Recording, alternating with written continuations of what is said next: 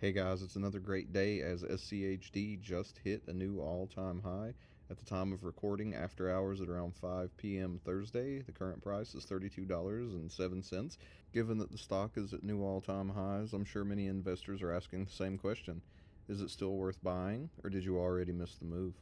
As always, this is not financial advice. I just wanted to share my thoughts and opinions. I know some people get scared when a stock is at an all-time high or an ETF is at an all-time high, but you have to remember the vast majority of the time the S&P 500 and most of its constituents, the good stocks anyway, the good companies, are reaching all-time highs. So SCHD makes the most sense if you want consistent dividend growth, high-quality companies, and long-term expansion. It's not designed to beat the NASDAQ in a bull market or in a low interest rate environment. It's designed to build a rising paycheck over time.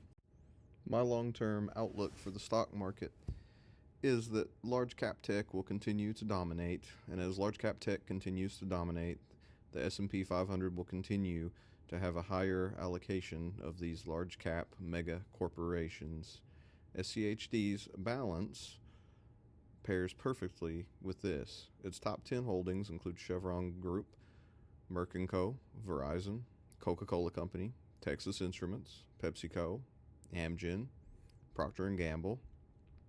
Most of these companies have very little overlap with large cap growth funds such as the Vanguard Information Technology Fund or the Qs. This diversification, along with a long-term track record of high dividend growth with a 10-year compound annual growth rate of just over 10% with a current starting yield of 3.37%, make it a perfect complement to my already very large portion of large cap technology companies, which in my taxable brokerage is made up mostly of the Vanguard Information Technology Fund, ticker symbol VGT. SCHD and VGT currently only have an overlap of 3%, which makes them a great pair in order to get long-term growth, along with stable dividends to help me sleep well at night. And I know that in market turmoil, my SCHD will continue to pay dividends while I wait for my technology companies to eventually rebound back to all-time highs, as historically they've done. So many skeptics would say that the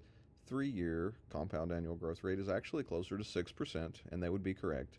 Skeptics would also say that your money may be better suited in the Qs or in the S&P 500 if the goal is ultimately to have as most money as possible when you die.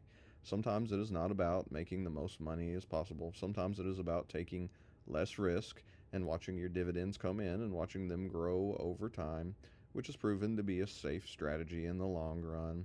As I get older and closer to retirement, SCHD's consistent dividends as well as consistent dividend growth does become more appealing to me, and I want to make it a larger portion of my portfolio. So I guess the real question isn't, is SCHD too expensive? It's, does SCHD fit your strategy? Because if you're building long-term dividend income, this ETF is still one of the strongest options available.